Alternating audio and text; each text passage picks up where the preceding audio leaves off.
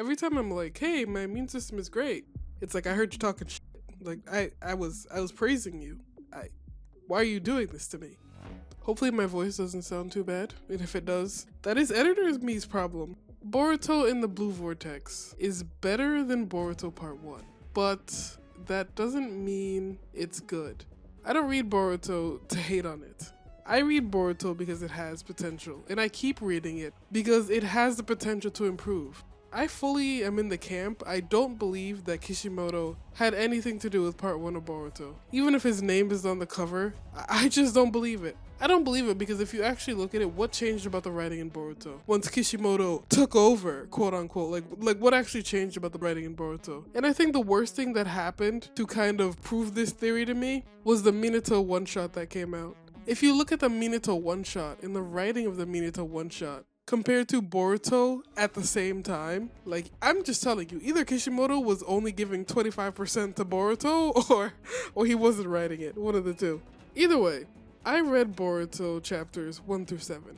And I know people would say, Boruto only has 7 chapters out, you can't judge it yet. But Boruto's chapters are 40 to 50 pages long. So technically, Boruto has 14 chapters out if we're going to match it to Naruto. And it kind of is a shame for Boruto that it has to be compared to Naruto, but it's a sequel. It's part 2 of a sequel. I'm going to talk about Boruto from chapter 7 of Blue Vortex, which is the last chapter that came out at the time of this recording. And while that's not enough to really grasp the direction, Boruto and the Blue Vortex has some of the same fundamental problems that I found with part 1. And also, the retcons to the narrative straight up send earthquakes backwards to Shippuden. I'm not saying Shippuden is perfect. Shippuden has its flaws. The war arc is something to talk about another day. Boruto has always made the world feel so small. In chapter 1 of Blue Vortex, the Hidden Leaf gets attacked. I actually like the part in like chapter 6 or so where Shikamaru meets with the elders in the Hidden Leaf to talk about what happened. But at the same time, it just kind of highlights that nothing outside of the Land of Fire exists anymore. I mean, it's supposed to be an era of worldwide peace. So you think the other nations, any other village, would care even the slightest bit that the Hidden Leaf was just attacked, just had to face casual pieces of the Ten Tails that killed, thousands of ninja in the war? You would think anyone outside the Leaf would care about that. But no, Shikamaru should alert people. The only reason Shikamaru wouldn't alert anyone to code potentially showing up anywhere else is because he won't. Because the narrative won't have him, or the Ten Tails, or the new villain group appear anywhere else, because it doesn't matter. If Code went to any other village, who is stopping him? Okay, Gaara wouldn't be turned into a tree. The Sand siblings wouldn't be turned into a tree. But like, I don't think Gaara would be able to protect all the villagers. Code can just appear, and Gaara can't do anything about the claw marks, right? So Code can just use the claw marks to appear, wreak some havoc before Gaara even notices. And once Gaara steps outside his office, there's just a bunch of tree people everywhere. Like, who is stopping these people from doing anything anywhere else in the world? Gaara's adopted son, whose name I forgot because the narrative does not care. His cousins, whose names I also forgot because the narrative doesn't care. What if he'd gone to the Hidden Mist? It's over. And this is the problem because it doesn't make sense why he wouldn't. I don't see how going only to the Hidden Leaf would be the only way to lure out Boruto. What I mean is that I don't think his friends are like the catalyst. I think if he went to any village and was like, hey, I'm going to destroy this place if Boruto doesn't show up, Boruto still would have shown up. He wasn't specifically after Kawaki, or Sarada, or Mitsuki, or Himawari.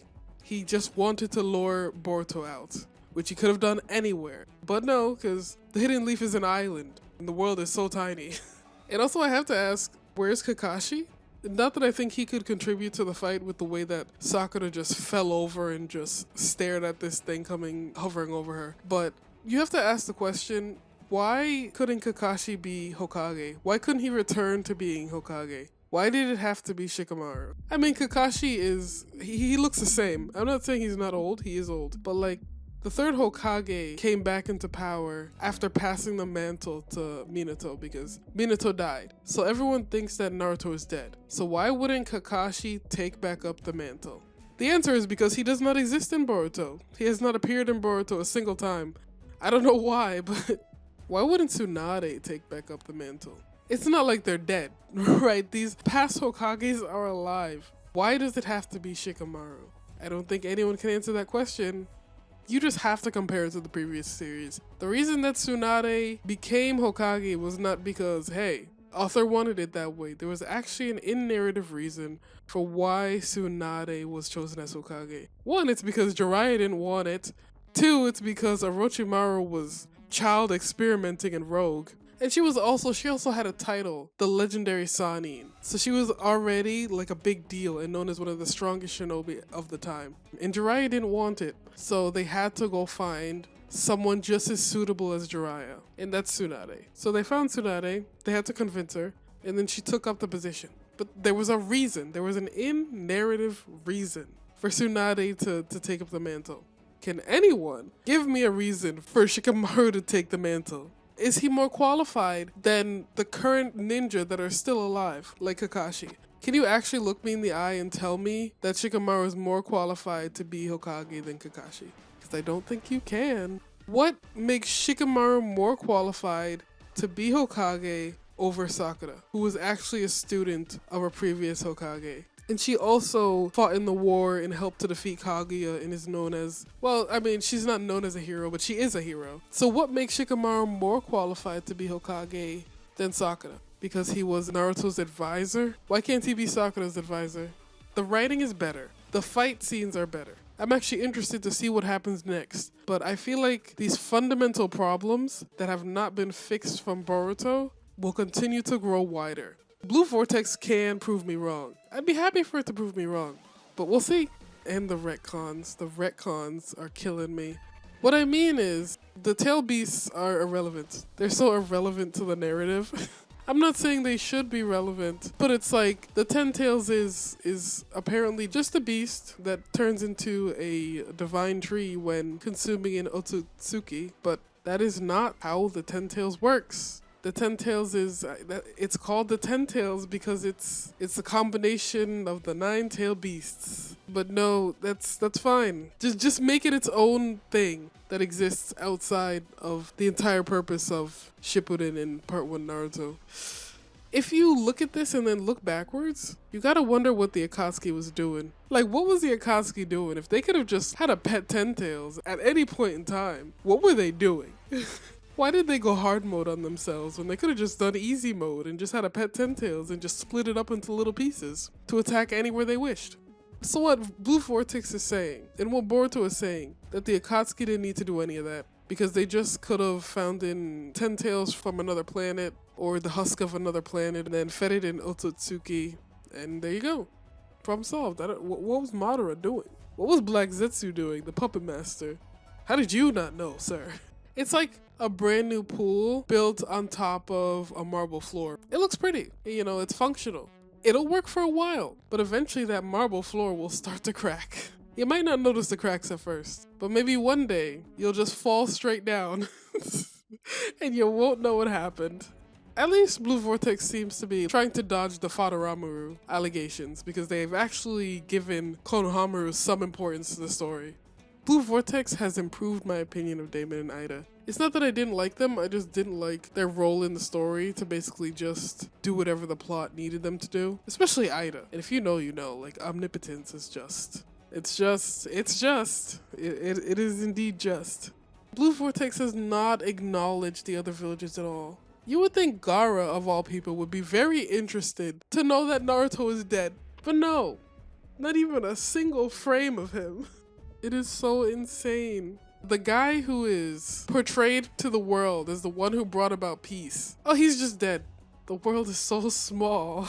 If you actually think about it for like 5 seconds, Boruto being known around the world as the one to have killed Naruto, I'm telling you, the 5 nations would be united in hunting this boy down. And not only that, Sasuke basically became a traitor again. The Hidden Cloud would have a field day with that.